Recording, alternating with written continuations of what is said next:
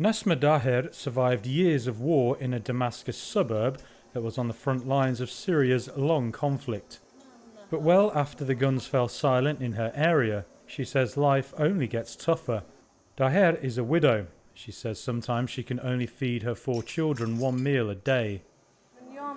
From the day of their father's passing, the days were hard and only got harder. My days are very, very hard.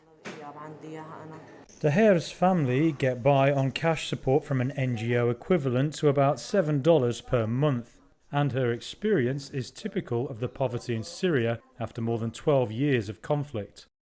The fighting grew out of protests against President Bashar al-Assad's rule more than 10 years ago. 350,000 people have been killed since then, while millions were displaced and public transport ruined.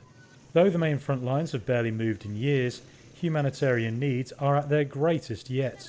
The United Nations says more than 15 million people need aid across the country, a record number, and it's struggling to fund support for Syrians amid other crises worldwide.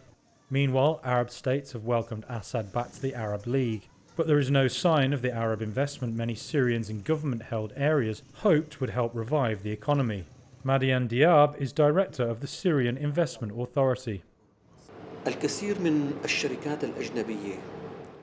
Many foreign and Arab companies visited the Syrian Investment Authority. The obstacle and main fear were the economic sanctions. US sanctions can freeze the assets of anyone dealing with Syria regardless of nationality. Washington says it aims to put pressure on Damascus for a political solution.